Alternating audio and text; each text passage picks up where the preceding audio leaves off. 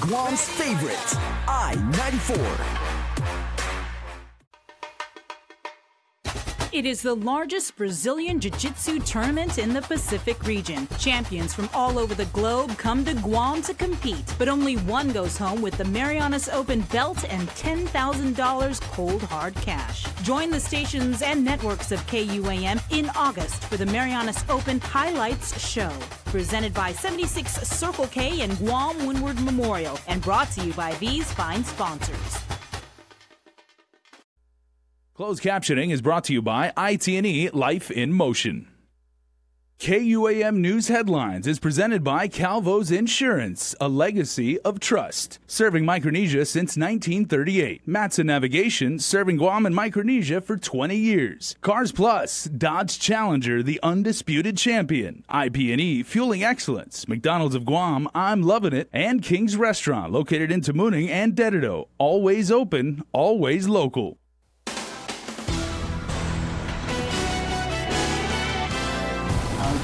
Would like to say how sorry I am to the whole Bell family. A man was sentenced today to prison for a 2016 deadly bike crash. Also tonight, the defense has rested in the sexual assault trial against a University of Guam professor, and local and military officials meet to discuss how to regulate the use of drones on Guam. Have a day, everybody, and good evening. If you're watching us live on KUAM TV, streaming us on Facebook Live, watching the behind the scenes on Instagram Live, watching the entire studio in 360, we welcome you and say half a day for tuning in tonight. Well, unfortunately, we start the news with tragedy as the court wants to serve a lesson for all motorists. In court this afternoon, a young father was sentenced for killing cyclist Eric Bell. In addition to 1 year behind bars, Eddie JT Camacho will have to produce a public service announcement sharing his experience with distracted driving, hoping it will help save lives. Crystal Paco reports. It was an accident.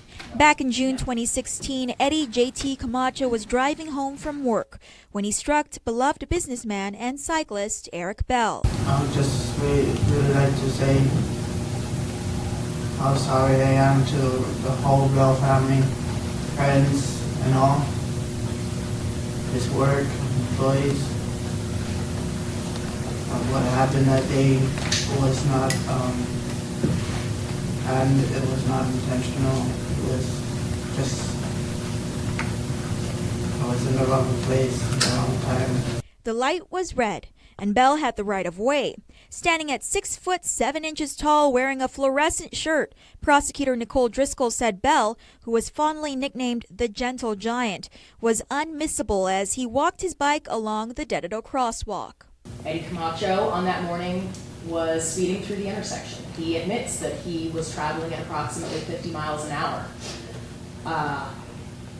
He was tired.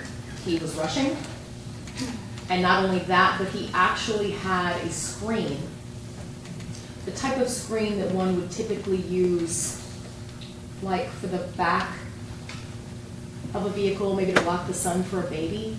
He had one of those screens actually obstructing his own view on the front windshield of his car. Camacho previously pleaded guilty to negligent homicide as a third-degree felony.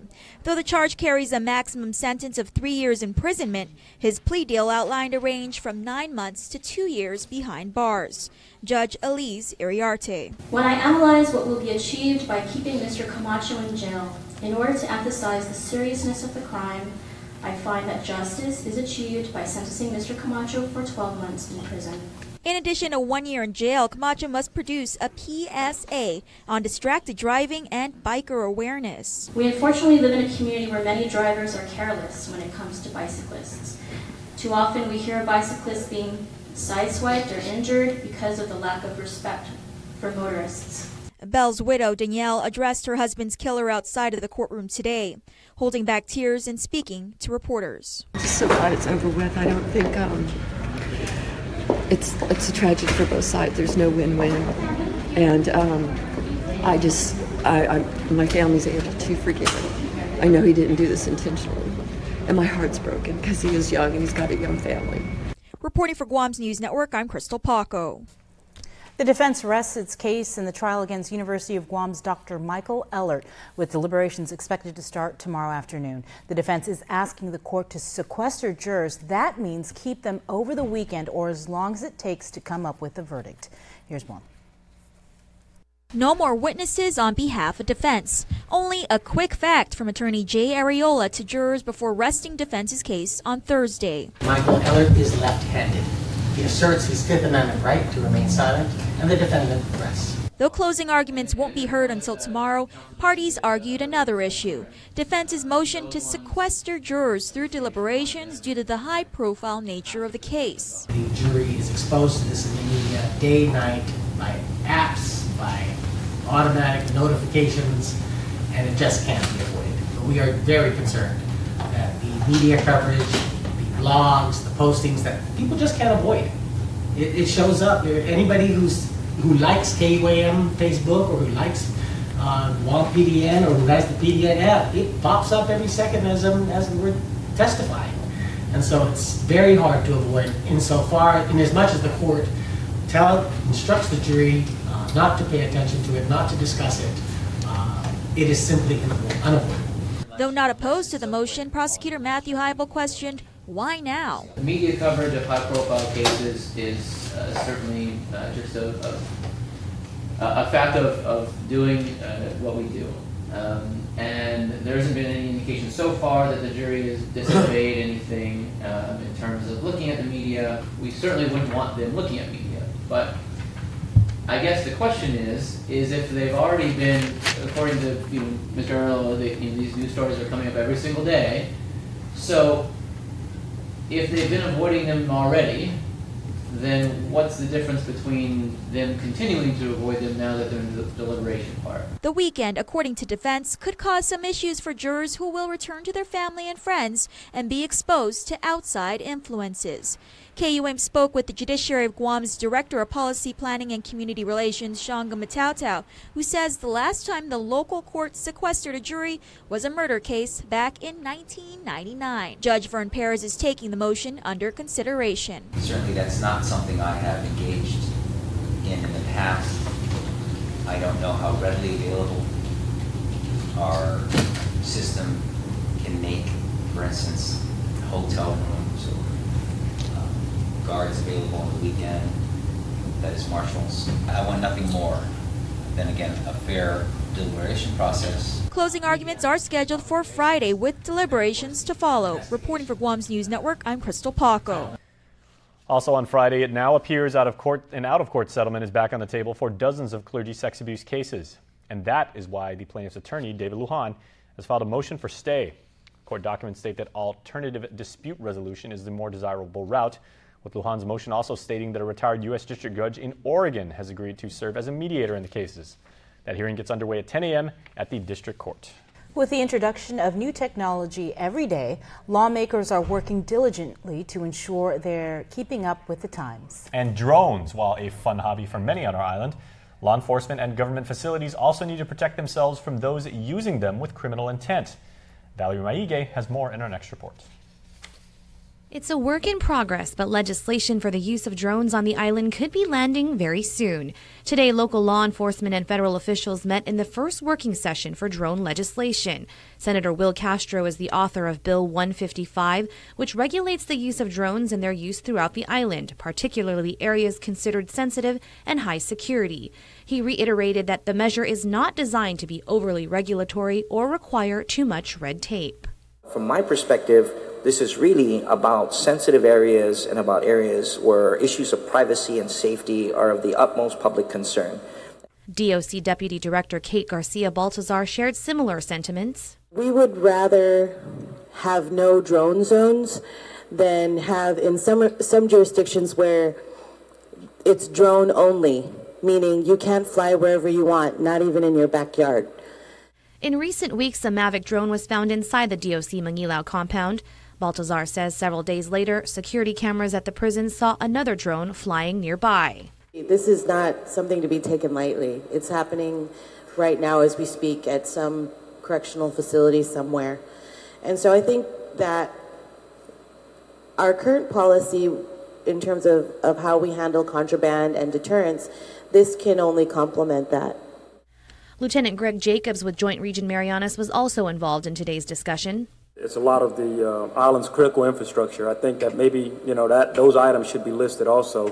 The DOD, that's kind of sort of where we're leaning towards, more of the critical infrastructure, having no drone zones over those particular entities, facilities, or establishments.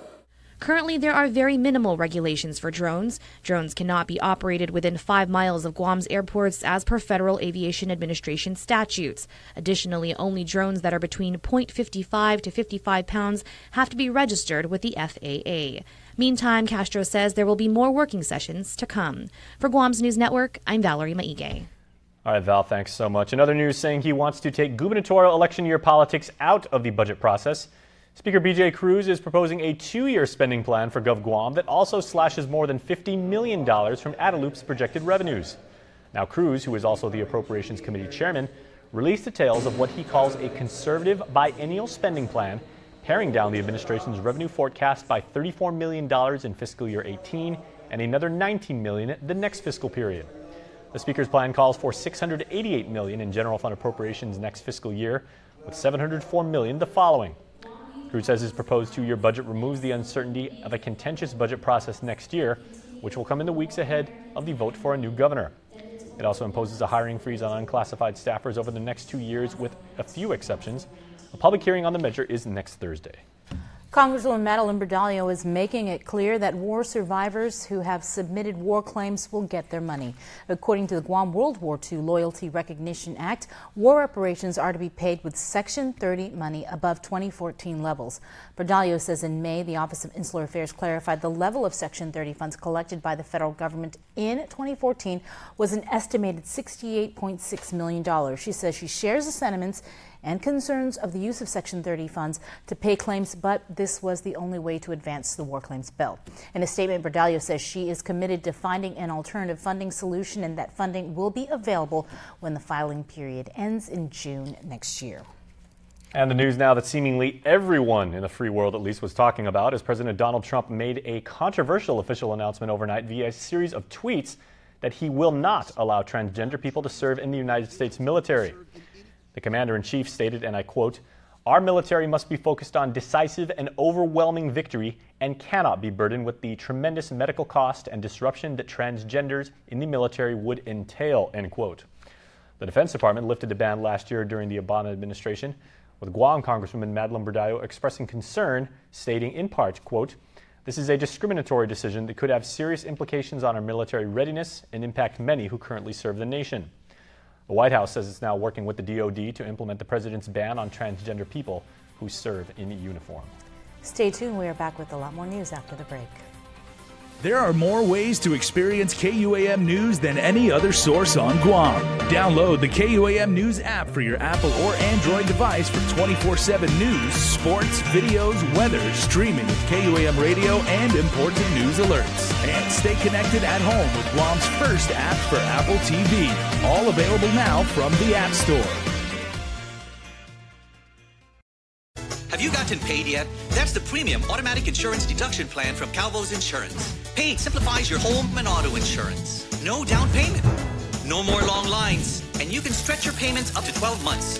Paid is convenient.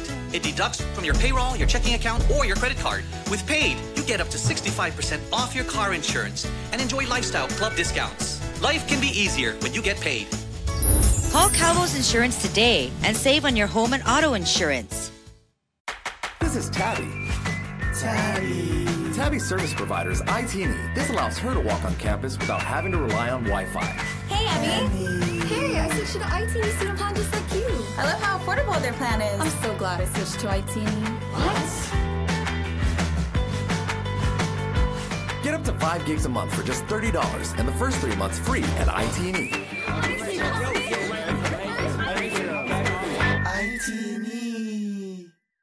Hyundai summer clearance event is happening now. Guam's best dealership, Cars Plus and Mighty, with financing as low as 1.99%. There's no better time to drive a new Hyundai Accent, ranked highest in initial quality, starting at just $11,995. Or the new Hyundai Elantra starting at $16,995. SUV lovers, check out the new Hyundai Tucson starting at $19,995. Plus, every new Hyundai gets Guam's best warranty, 10 years, 100,000 miles. It's our Hyundai summer clearance event going on now at Cars Plus and Mighty. Cars Plus, driven by you.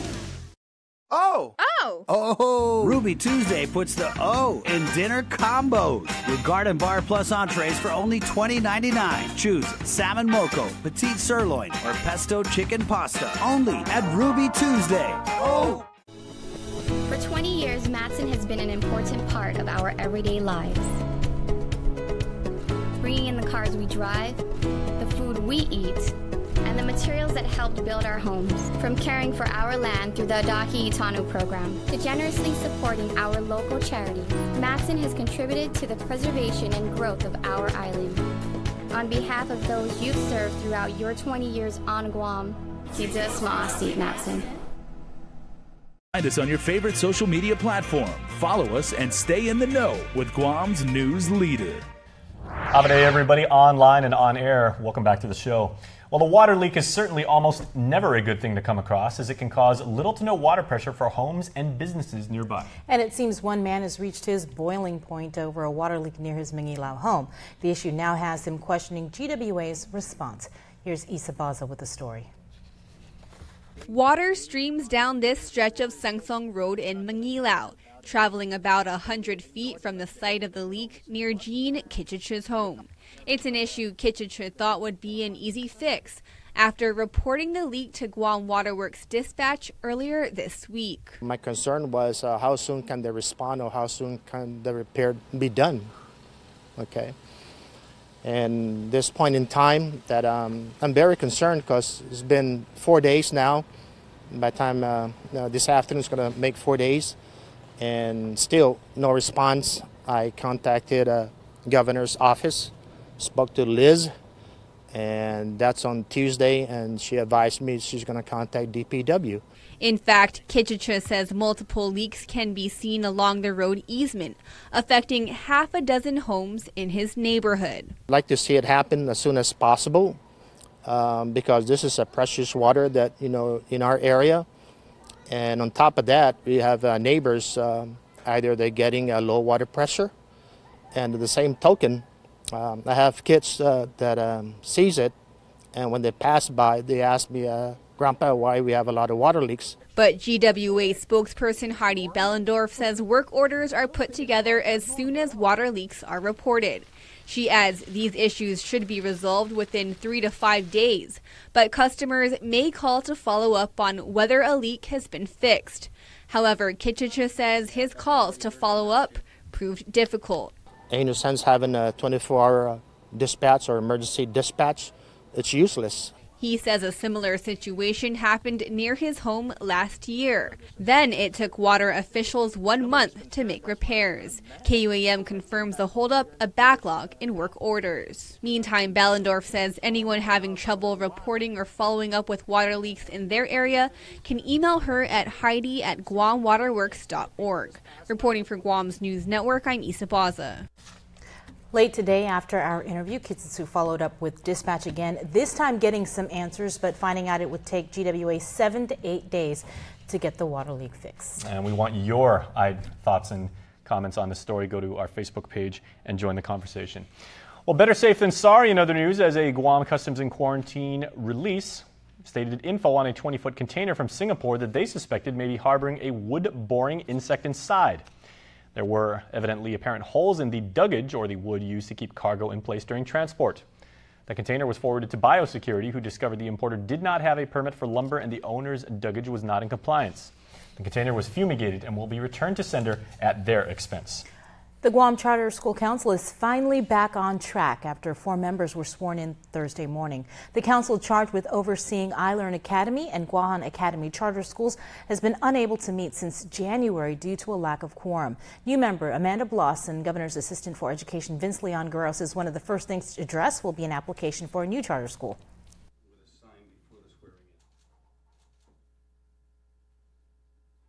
I know that it's for Career Technical Charter Academy School, and they're looking at grades 9 through 12. So what exactly careers they're talking about, I'm not sure yet. I have not seen the actual application, but I've spoken to the group that is interested, and of course, they're very anxious to get a hearing before the Charter Council. We'll also be doing some of the tasks. Sworn in today were Amanda Bloss, Dr. Encito Walter, Yuka Oguma, and Frankie Toves. And also tonight, the 3rd annual Guam Department of Education Fair happens this weekend. It benefits parents, students, and other stakeholders interested in learning about the variety of services and programs offered at the agency. These include everything from Head Start and special education programs to the Gifted and Talented effort and more. It takes place at the Agana Shopping Center downtown at Saturday, starting at 10 in the morning. He's a prosecutor who has dedicated the past decade to putting bad guys behind bars. Today, Vice Speaker Therese Terlahi commended former Attorney General Office Chief Prosecutor Phil Tedinko on his retirement after 25 years of service with Guam. His service included 10 at the AG's office. A resolution by the legislature thanked him for his dedication to bringing justice to our island. All right, everybody, we are going to take a quick commercial break. We're still talking to our friends on Instagram, so if you want to join us during commercial break, check us out on Instagram Live. We'll see you in a bit. Sports coming up.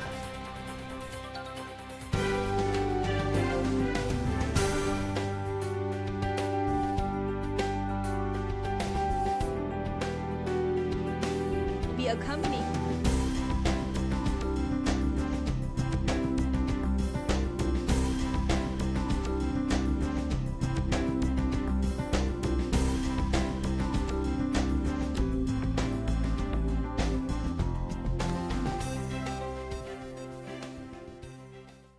What can I say?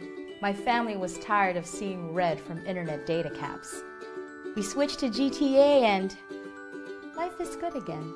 Sure, it took a bit of time for some of us to adjust to our newfound internet freedom. Don't turn off the show. How does it end? Relax, honey. The data limits are gone. You can watch the whole show now. But we're all happy with the change, and I think it's even earned me some cool points. You rock, Mom. That's right. It's getting lit up in here. How about that? Okay. So I need to finish this homework now. Okay, I'm done. My son, though, he's in the midst of a serious rebellion. Rebelling against an alien invasion, that is. Free yourself. Switch to GTA Home Internet today. Truly unlimited with no data caps or additional usage fees. There's a reason why you keep going. When it's your own hard work that brought you to this point. You do everything to protect what you've earned.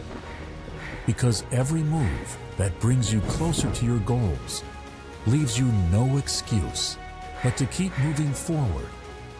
This is what makes you an alpha.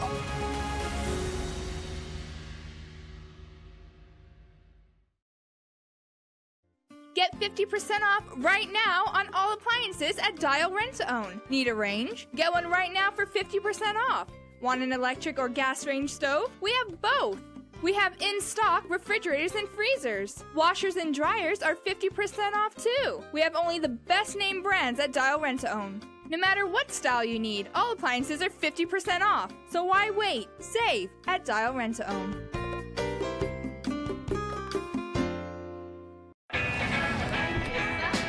How do you show up? Do you just bring it?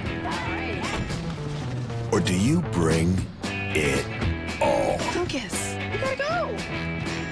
Third row like a pro. Step up to GMC with 15% below MSRP on all 2017 Acadia SLT models. That's nearly $7,000 below MSRP on this Acadia. Visit AutoSpot GMC today. KUAM Sports is presented by Triple J.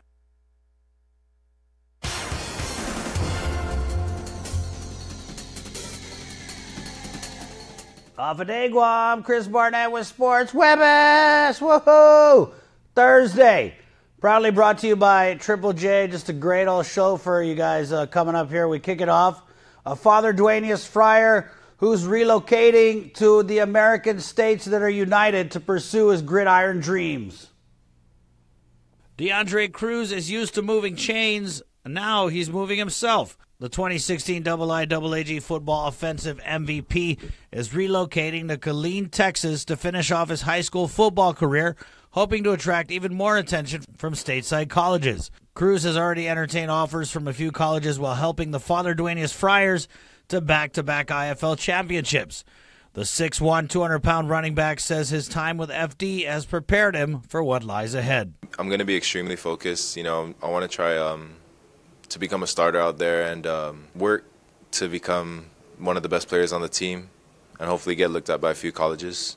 DeAndre will attend Shoemaker High in Killeen, Texas. Shoemaker High, a 6A school, meaning with its over 1,500 student enrollment, it plays other big schools in Texas. Cruz says that his time playing in Hawaii will help him adjust to stateside football, and he's even been training strength and conditioning with Hawaii coach Chad Ike. One thing DeAndre will definitely be adjusting to, playing both sides of the ball. Cruz says he may get a shot at linebacker or safety, in addition to running back, which is where he spent his high school career at FD. Well, the last time I played defense was in youth football, and I'm pretty excited because the coach said that he likes playing to a lot of players both ways. Is it a little bittersweet for Cruz to hang up his Friar jersey and head off to Texas? It's sad knowing that I'm not going to be finishing my senior season here, but it's a good opportunity for me. And when opportunity knocks, you answer the door.